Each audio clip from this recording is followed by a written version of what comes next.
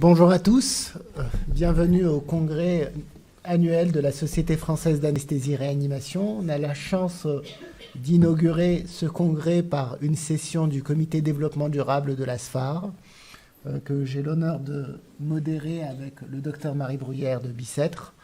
Nous avons une session très actualisée et très innovante, avec des orateurs de très très haute qualité.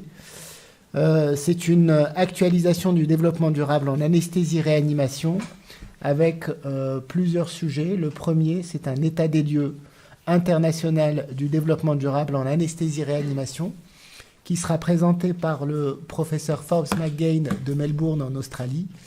Alors la distance et le décalage horaire a fait que d'une part, il n'est pas parmi nous en présentiel et il a dû enregistrer sa présentation hier soir qu'il nous a envoyée et qu'on va vous transmettre tout de suite.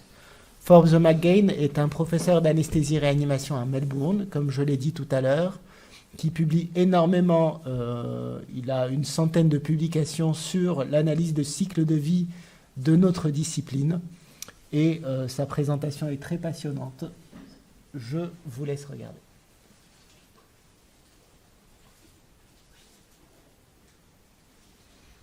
Alors, je vous rassure, il parle parfaitement bien Bonjour à français. tous. Je m'appelle Forbes McGain. Je suis médecin, anesthésiste et réanimateur à Western Health à Melbourne en Australie. État de lieu international du développement durable en anesthésie et réanimation. Je voudrais vous partager ce que nous allons faire dans le développement durable ici en Australie et des autres pays. J'ai rempli d'intérêt et remerciements. J'ai reçu des bourses du Collège d'anesthésie et réanimation. Je suis un membre de Médecins pour l'environnement et j'ai des amis du Comité de développement durable de la SFAR, surtout Jane Murray, qui m'aide pour améliorer mon français. Pour moi, j'ai pensé durablement, et ça a commencé il y a 15 ans maintenant, au centre de l'Australie, quand j'étais un médecin volant. Même si le travail était merveilleux et intéressant, j'ai pensé un peu de l'empreinte carbone. Et ça a commencé mon voyage maintenant. Les effets environnementaux d'un médecin, c'est intéressant parce qu'on brûle plus de carbone au travail qu'à la maison. Et on peut changer les hôpitaux, on doit les changer plus pour avoir la grande différence de l'empreinte carbone, beaucoup plus qu'on peut faire à la maison. Je voudrais aussi dire que la durabilité environnementale, pourquoi est-ce que c'est important? Ça vaut la peine pour lire cet article dans Anesthésie Réanimation qui était publié il y a 2 ans par les membres du groupe de développement durable de la SFAR. Aussi plus proche, cet article dans Anesthesia, le principe de développement durable en anesthésie par la World Federation of the Society of Anesthesiologists. Et on peut voir ici même en français et des autres langues et les 7 plus importantes choses pour changer le travail pour être plus écologique et plus low carbon. Je voudrais aussi dire que les émissions de gaz à effet de serre a 3 scopes. Le scope 1, on voit ici en vert, la plupart de ça pour les hôpitaux, ça vient de l'empreinte carbone vient de l'anesthésie et l'anesthésique, le gaz anesthésique, mais aussi surtout le gaz pour le chauffage, comme le méthane. Electricity, en bleu clair, c'est scope 2, et ça, c'est très important aussi. Mais aussi le scope 3, indirect, c'est le plus important pour la santé, comme la fabrication des équipements médicaux, pour tous les médicaments et pour aussi toutes les autres choses qu'on utilise chaque jour, tous les jours pour le médecin. Ici, c'est l'empreinte carbone de la santé en Angleterre, il y a 4 ans maintenant.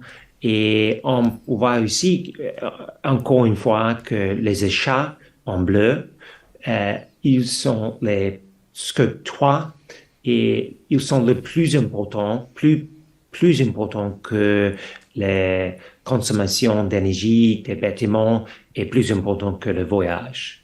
Alors, n'oubliez pas que notre achat, ils sont très importants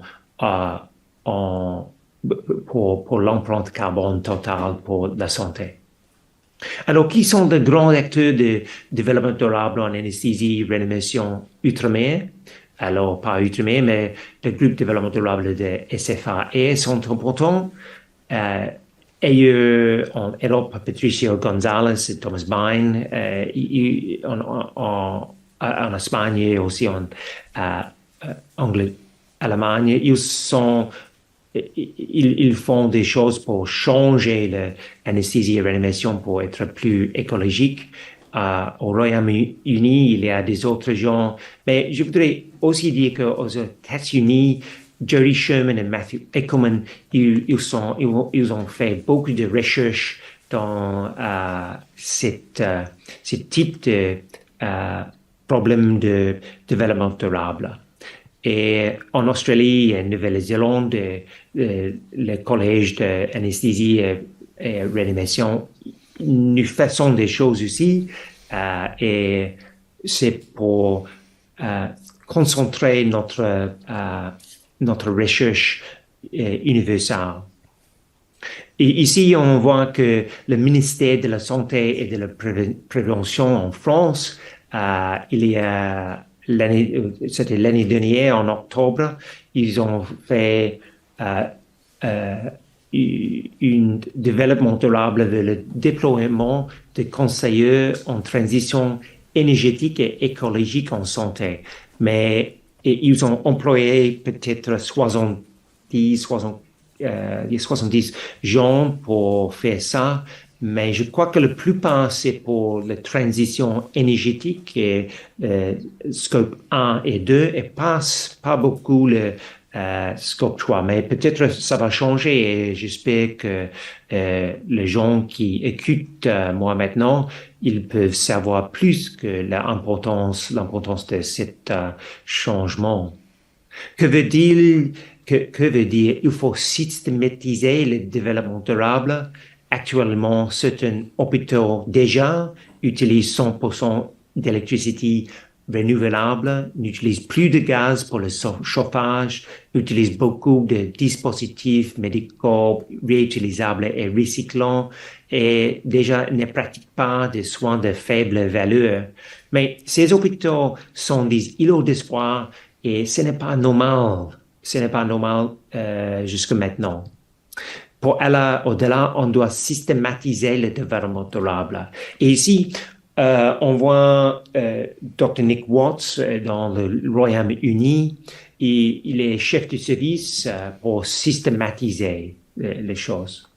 Et en fait, il était en Australie la semaine dernière et nous avons parlé avec lui dans un congrès pour aussi en Australie, en Nouvelle-Zélande, des autres pays, pour changer notre recherche et policy pour systématiser le développement durable. Ça vaut la peine pour visiter le website NHS England. Qu'est-ce que c'est l'analyse de cycle de vie? C'est du berceau à la tombe, comme je crois qu'il y a des gens qui m'écoutent, qui savent déjà cette recherche. Ça compris l'extraction de matières premières, la production, transport, utilisation et fin de vie avec réparation, recyclage ou peut-être les jetage dans les poubelles. Et n'oubliez pas que la source d'électricité est importante. Alors, nous avons fait une étude il y a plus que 5 ans maintenant, l'analyse des cycles de vie et achat de matériel d'anesthésie, une comparaison entre le réutilisable et l'usage unique pour, comme on peut voir ici, le masque anesthésique, la lame et le manche, de laryngoscope et aussi le tuyau d'anesthésie. Nous avons fait de nombreuses étapes à inclure pour calculer la CV, comme le temps de travail pour la machine à laver, fonctionnement de la machine et aussi le cycle de stérilisation. Ici, on voit même toutes les choses qu'on a fait, et ça prend beaucoup de temps. L'arrière du stérilisateur isolé, on voit le Wi-Fi pour mesurer l'électricité de l'eau, de consommation, et aussi les fils entre le stérilisateur et les points de mesure. Je voudrais dire que ça prend beaucoup de temps pour avoir le bon résultat pour l'analyse des cycles de vie. Nous avons aussi fait pas juste le taille écologique, mais aussi on a fait le vue économique et ça inclut le prix pour le nettoyage par des gens dans l'hôpital. Pour chaque salle opératoire, si on utilise le dispositif anesthésique réutilisable, on économise 3 000 par an. Et ça nous a étonné un peu, mais c'est-à-dire que pour 20 salles d'opératoire que nous avons dans nos hôpitaux, on économise plus que 60 000 euros par an.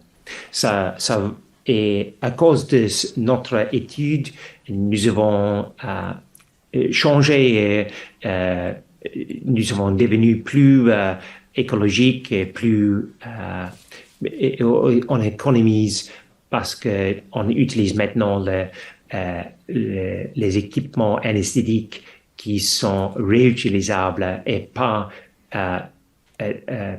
l'usage unique. Et pour l'environnement, ça c'est plus difficile, c'est un peu difficile, un peu différent. Par exemple, ici, on voit le rouge, c'est l'empreinte carbone pour notre équipement d'anesthésie réutilisable. Et on voit en Victorie, avec l'électricité qui vient de charbon, que la taille de l'empreinte carbone, c'est presque le même. On fait un peu plus que la taille de l'empreinte carbone par l'usage unique pour le masque et le tuyau et le laryngoscope usage unique. Pourquoi ça? C'est à cause de notre électricité qui vient de charbon. Et c'est vraiment différent pour Europe. On veut que le réutilisable, c'est beaucoup moins qu'en Australie parce qu'on a l'électricité qui vient de nucléaire, qui vient de éolienne, hydroélectricité et aussi solaire maintenant. Et ça va changer maintenant, heureusement, en Australie. Dans 3 ans, nous allons avoir aussi l'électricité qui vient de renouvelables. Et je voudrais dire que les énergies renouvelables améliorent les coûts environnementaux des matériaux réutilisables. On dit en anglais que renewables et renewable electricity makes reusables better. Les énergies renouvelables améliorent le coût environnemental des matériaux réutilisables. Mais peut-être on peut avoir les choses anesthésiques qui sont faites pour l'usage unique qui viennent de l'électricité aussi d'énergie renouvelable. Ce n'est pas aussi simple pour faire ça, parce que 75% des entrants proviennent de propylène, c'est-à-dire que le gaz, le méthane. Et même si on utilise l'électricité renouvelable, ça peut réduire l'empreinte carbone par 20%. Ce n'est pas possible de réduire l'empreinte carbone de les matériels à l'usage unique très facilement. Et ça, c'est vraiment différent que si on utilise l'électricité qui vient de renouvelables pour pour le nettoyage de les choses réutilisables. Alors, pour une opération SCV, nous avons fait une évaluation pour 3 groupes pour subissant une prothèse de genou, une comparaison d'anesthésie générale, rachianesthésie et combination, et le contexte des études plus anciennes utilisées pour le nettoyage des articles réutilisables. Ici, on voit déjà les choses que nous avons faites pour le nettoyage. Alors, notre étude a été publiée l'année dernière en anesthésiologie et voici les résultats. On n'a pas le temps pour les méthodes des autres choses, mais ici, je voudrais dire que pour l'anesthésie générale, l'empreinte carbone, les importantes choses étaient en jaune, le sevoflurane, et aussi on voit que l'électricité pour le réchauffer pour le patient, c'est important, mais aussi l'empreinte carbone pour les choses, l'usage unique. Le médicament et aussi pour le soda lime et pour l'oxygène, ce n'est pas très important. Mais pour le rachianesthésie, ça c'est intéressant. Le bleu, c'est pour l'oxygène. Pourquoi est-ce que le bleu ici, plus que pour l'anesthésie générale? C'est à cause de... on utilise peut-être entre 6 et 10 litres par minute pour rachianesthésie par masque oxygène, mais pour l'anesthésie générale, c'est normalement 1 ou 2 litres par minute pour l'oxygène.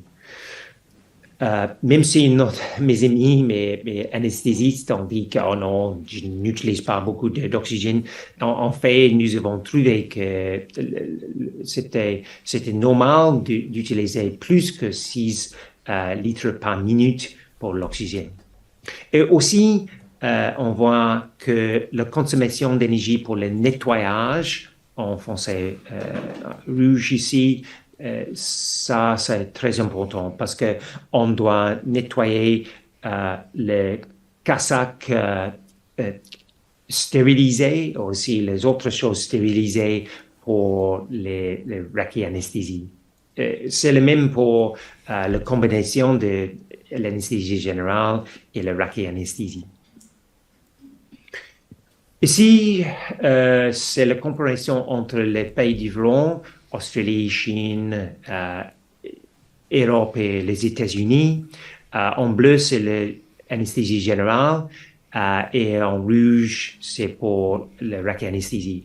Et je voudrais vous montrer que peut-être la plus importante différence entre Australie et Europe comme France, c'était le 40% de réduction de l'empreinte carbone par l'électricité différente en Europe qu'en Chine ou en Australie. C'est-à-dire que si on fait un rachianesthésie pour cette opération, on peut, c'est moins en Europe de fait par rachianesthésie que anesthésie générale.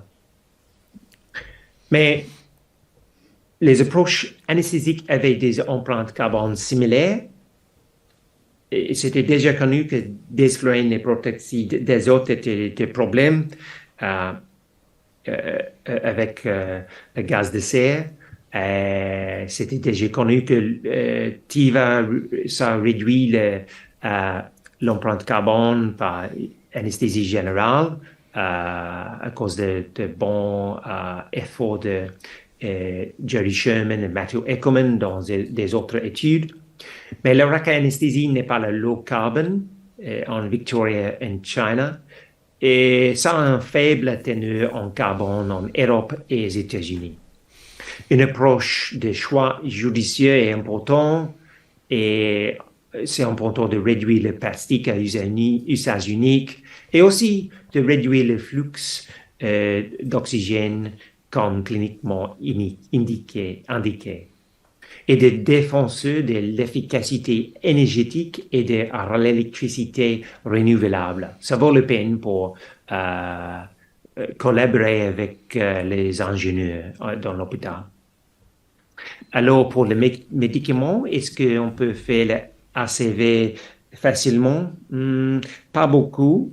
C'est une vraie quête, en fait. Peut-être déjà calculé par diverses drogues, mais ce n'est pas bien communiqué par le pharma.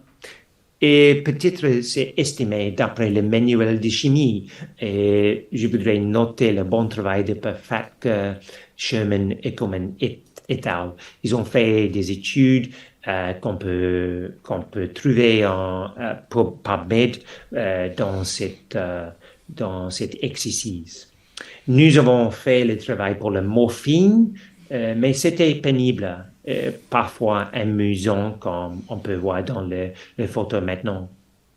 Et on a fait des études de Papaver somniferum, la cultivation, la récolte stratégique dans des heures et avec le grand tracteur. On a aussi visité l'usine de pelletisation de coquelicots et les pastilles de pavot.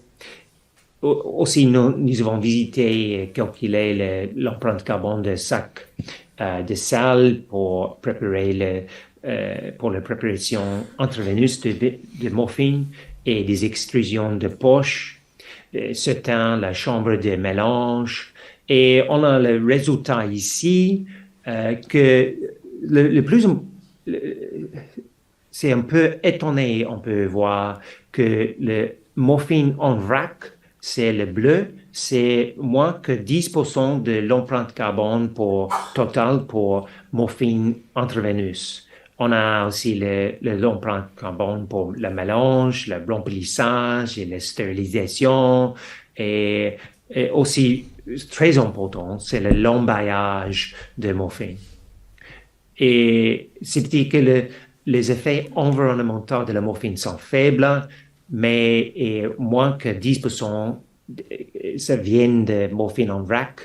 La grande majorité vient du mélange, remplissage, stérilisation et l'embaillage. C'est-à-dire que le recyclage de l'embaillage, ça devient important pour réduire l'empreinte carbone pour les médicaments. N'oubliez pas que c'est important. Alors, un peu des choses qu'on fait pratique en Australie dans notre hôpital. On a des drapages ici dans le bloc opératoire. Le bloc drapage est embaillage en verre. On a aussi le papier en blanc.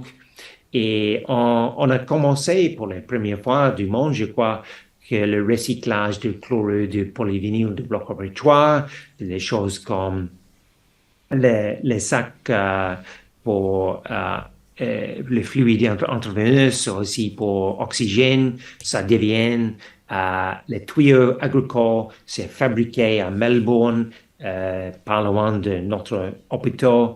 Et c'est bon, c'est intéressant, on économise aussi. et qui deviennent des autres déchets plastiques de notre bloc opératoire. Ça devient des chaises et aussi ça devient des autres choses praticables. J'ai fini par un peu de COVID-19 et le problème avec le développement durable et les problèmes écologiques. Par exemple, à Western Health, nous avons utilisé plus qu'un million de cassacs à l'usage unique l'année dernière et les derniers avant à cause de COVID-19. Nous avons visité un médecin général, Dr. Kirby White, ici en cassac jaune avec Sam Bates, aussi un chercheur dans notre hôpital. Et elle a commencé le Gowns for Doctors au commencement de COVID-19. Elle a trouvé très difficile c'était très difficile pour elle de trouver les cassacs, même à l'usage unique, parce que les hôpitaux ont acheté presque tout. Alors, avec des amis, on a fabriqué les cassacs réutilisables. Et je voudrais dire que le cassac réutilisable, ça prend 30% moins de dioxyde de carbone et d'eau, et si on porte une cassac réutilisable. Et à cause de le grand effort de Kirby White, nous avons fait la même chose, c'est moi ici, à Western Health. Maintenant, on utilise le cassac réutilisable et pour le PPE, mais aussi pour le cassac réutilisable stérile pour faire des choses dans la réanimation. C'est bon pour l'économie, on économise, on réduit l'empreinte carbone et l'eau, etc. Mais aussi, c'est bon pour les infirmières et les autres gens qui travaillent dans soins intensifs et des autres endroits dans notre hôpital. Parce qu'en fait, ils aiment notre cassac réutilisable. J'ai fini par Sustainability in the ICU. C'est une boîte utile pour le développement durable en réanimation. C'était fait par Dr. Louise Trent et mes amis. Et ça vaut la peine aussi pour visiter notre website ANZICS, Australia and New Zealand Intensive Care Society. Pour ce qui est de l'avenir, il ne s'agit pas de le prévoir, mais de le rendre possible. Merci beaucoup pour écouter et j'espère que vous allez avoir une bonne journée à Paris. Merci.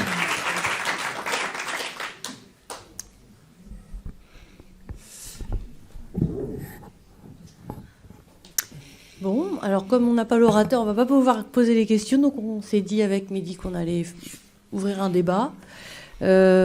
Juste pour résumer un petit peu ce qu'il a dit, c'est sûr qu'on voit que le développement durable en santé, c'est tellement vaste qu'on peut se sentir un peu écrasé par la tâche. Et je pense que on a tous ça au début lorsqu'on commence. Mais plusieurs choses. La première chose, c'est que c'est vraiment d'actualité. Hein. On parle de sobriété, du plan de réduction de la consommation d'énergie. La deuxième chose, c'est que il y a toujours un effet boule de neige des actions qu'on commence dans l'équipe. C'est très fédérateur. Et puis, j'aimerais bien peut-être comparer les actions, par exemple, comme l'action de voter, parce que finalement, on met notre petite bulletin dans l'urne et au final, eh bien, ça donne un résultat. Donc, chaque action, ou en tout cas chaque projet n'est que bénéfique. Et donc, je voulais vous proposer de partager un petit peu vos expériences, de nous dire vos difficultés, ou même, comme on a la chance d'avoir Jeanne Muret, ce qu'elle pense de l'avenir de ce comité qui d'ailleurs se renouvelle. Donc je le dirai un petit mot à la fin. Et puis surtout, on est super content de voir qu'il y a autant de monde pour cette session. N'hésitez pas à prendre la parole.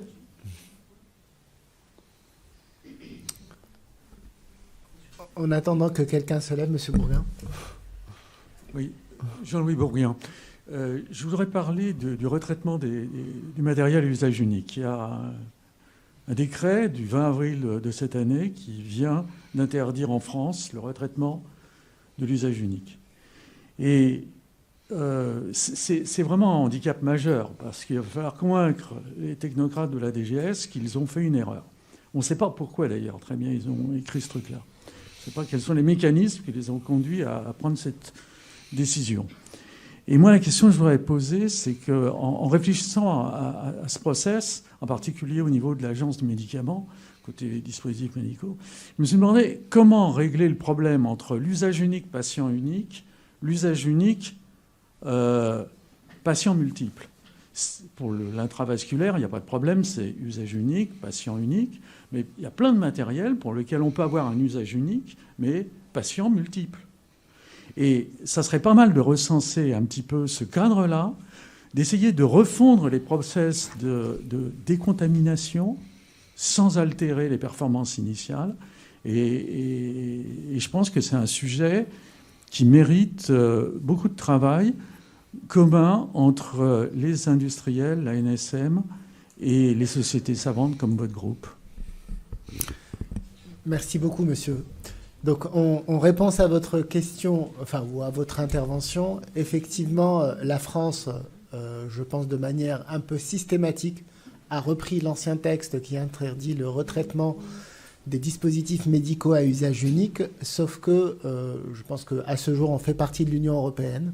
Il y a une réglementation européenne sur le retraitement de ces dispositifs médicaux à usage unique qui est très bien faite, qui est très bien déroulée. Et dans les pays de l'Union européenne, il y a 17 pays qui, malheureusement, ne suivent pas cette recommandation européenne.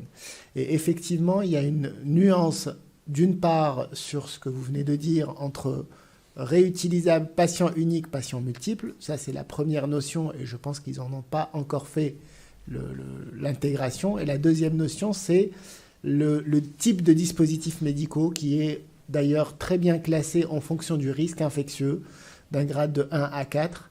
Et j'espère qu'on pourra bientôt travailler ensemble pour promouvoir cette thématique sur les semaines et les mois à venir pour la faire avancer. Voilà.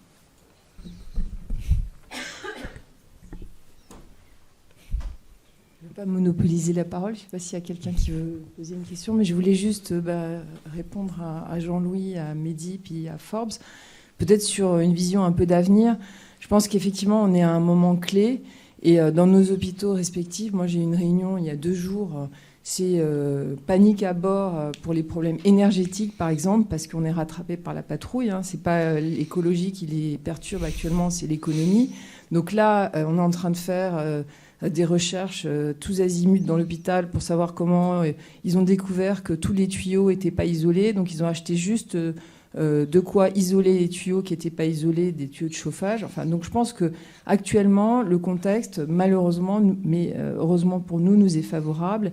Et que là, il y a un vrai mouvement de fond dans les hôpitaux. Mais moi, il y a une cellule de crise sur l'énergie qui s'est montée dans mon hôpital. Je pense que c'est partout pareil.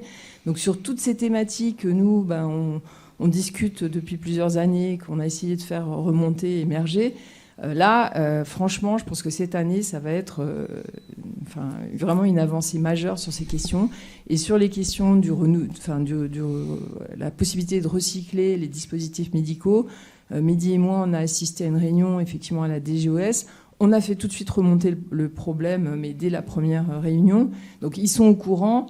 Et je pense qu'il va y avoir une accélération sur tous ces sujets en même temps, parce que de toute façon, le porte-monnaie va nous contraindre à le faire. Voilà.